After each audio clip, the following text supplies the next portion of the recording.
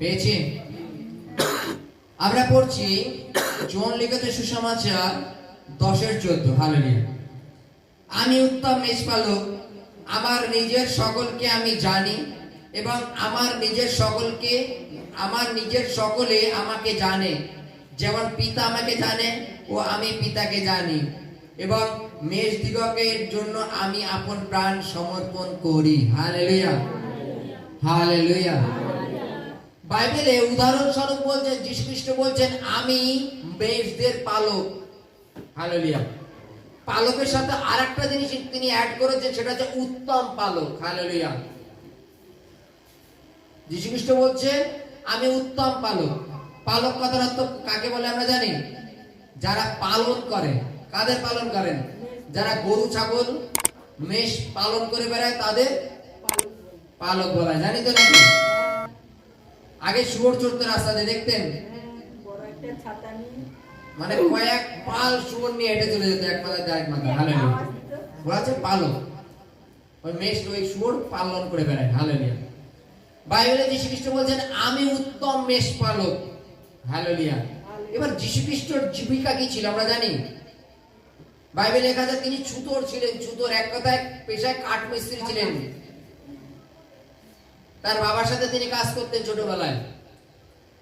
তাহলে তিনি কেন বলছেন যে আমি উত্তম মেষ পালক? তাহলে তিনি কাঠের কাজ ছেড়ে দিয়ে কি তিনি মেষ চড়াতে চলে গেছিলেন? হালেলুয়া। তিনি মেষ আমাদের বলছেন। হালেলুয়া। তিনি মেষ আমাদের বলছেন। তিনি বলছেন আমি উত্তম মেষ পালক। এবার উত্তম আর মন্দ বা দুষ্ট, এই দুটোর মধ্যে আকাশ আর পাতাল তফাৎ। দুষ্ট মেষ পালক আর উত্তম মেষ পালক।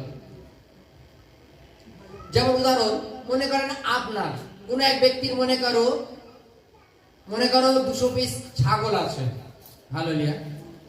মনে করো শঙ্করের 200 পিস মনে করো ছাগল আছে। শঙ্কর দুজন ব্যক্তিকে দেয়া হলো, সে দুজনকে একে 100 আর ওকে 100, 200 ছাগল দেওয়া হলো যে তুই ছাগল চড়ায়, ছাগলের মুনাফা তুই আমাকে দিবি। সকালবেলায় ছাগল নিয়ে বেরোবি, সন্ধ্যাবেলা আবার আমার খাঁচায় ঢুকাই দিবি। এইবার যারা উত্তম মেষ পালক তারা খুব গভীরভাবে চড়াবে কিন্তু, আর যারা দুষ্ট মেষ পালক তারা মাঠে ছেড়ে দেবে, দিয়ে হয়তো মোবাইল টিপে যাচ্ছে, কারোর সাথে গল্প করে যাচ্ছে, বা ছেড়ে দিয়ে চলে গেল অন্যদিকে। এইদিকে হয়তো একটা ছাগল মানে কুকুর বিড়াল এসে নিয়ে চলে গেল, ওটা কোনো ব্যাপারে মালিককে গিয়ে বলবো খেয়ে চলে গেছে। হালেলুয়া। জানো তো নাকি? মনে করো তোমাকে বেতনজীবী, বাইবেলে বলছে যারা বেতনজীবী মেষ পালক হয় তারা কি রূপ হয়? হালেলুয়া। যারা মাইনে দিয়ে কাজ করে তারা কি রূপ হয়? তার সামান্য একটা উদাহরণ, মনে করো তোমার বাড়ির ড্রেন আছে, কাউরে হয়তো 200-500 টাকা দিলে যে আমার ড্রেনটা পরিষ্কার করে দেবে। সে কেমন করে ড্রেন পরিষ্কার করবে জানো? হালেলুয়া। নাকে দড়ি বেঁধে লাঠি দিয়ে দূরের দিয়ে না টানলে নয়, তেমন করে টেনে দিয়ে চলে যাবে, টাকা নিয়ে চলে যাবে। কিন্তু যখন তোমার বাড়িতে তোমার ড্রেন তুমি পরিষ্কার করো তখন কিভাবে করবে?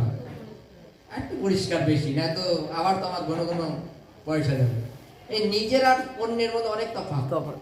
বাইবেলে বলছে যারা বেতনজীবী মেষ পালক হয় তারা কিরূপ করে? মেষগুলো নিয়ে মাঠে গেল, মাঠে গিয়ে হয়তো ছেড়ে দিয়ে হয়তো গাছের মাথায় বসে মোবাইল টেপছে, গেম খেলছে, বা হয়তো কোনো গাছের ফল ডাল পেরে খাচ্ছে।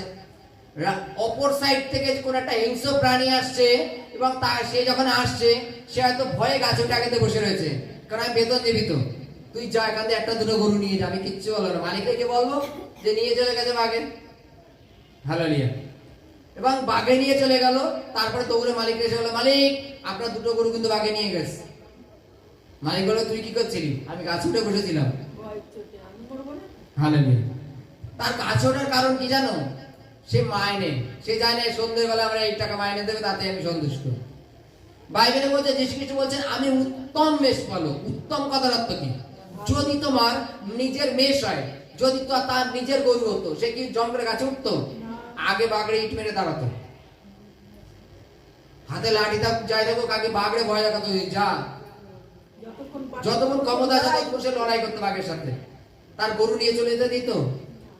তাহলে এই উত্তম মেষ পালক আর দুষ্ট মেষ পালকের মধ্যে কত তফাৎ। হালেলুয়া। যীশু খ্রিস্ট বলছেন আমি উত্তম মেষ পালক, আর আমার যারা মেষ তারা আমার রব শোনে, রব জানে। যেমন উদাহরণ, প্রকৃত যারা এই পালক হয়, কিছু কিছু ক্ষেত্রে দেখবা তার আওয়াজ, মালিকের আওয়াজ তারা জানে, জানো? দেখবা কিছু কিছু লোক পায়রা খুব ভালোবাসে, কারো ছাগল ভালোবাসে, সেই মালিকের আওয়াজ তারা জানে। তারা হয়তো খেতে খেতে হয়তো পাশের বাড়ির গাছের দিকে চলে যাচ্ছে, মালিক শুধু এখানে সে আবার রিটার্ন করবে, করবেই করবে, করে না? কেন? তার মালিকের আওয়াজ জানে। তুমি এই বলো, দেখো শুনবে না, শুনবে? যীশু খ্রিস্ট বলছেন আমার মেষরা আমার আওয়াজ জানে। হালেলুয়া। আমার মেষরা আমার আওয়াজ জানে। তিনি উদাহরণ দিয়ে বলেছেন, দেখো আমার আর পিতার মধ্যে কেমন মিল, আমার আর মেষের মধ্যে ঠিক তদ্রূপ। তারা আমার মেষ, তাদের আমি উত্তম রূপে রক্ষা করি, কেননা আমি উত্তম মেষ পালক। হালেলুয়া। বেতনজীবী মেষ পালকের, হালেলুয়া, বেতনজীবী মেষ পালকের সীমানা বা দায়িত্ব কতগুণ হয়? যদি কোনো অসুবিধা না হয়, মালিকরা বললো বলো কোন দিকে নিয়ে যাবো আজকে, যাও ওই মাঠের দিকে নিয়ে যাও। সন্ধ্যাবেলা নিয়ে আসলো, এই অর্ধেক গুলোর তো পেট ভরেনি, তুমি যেই দিকে যেতে বলেছো কি করবো, ওই দিকে গেছিলাম। এগুলো বেতনজীবীর মধ্যে হয়, তাই তো নাকি? যারা মাইনের মধ্যে হয় তাদের এগুলো হয়।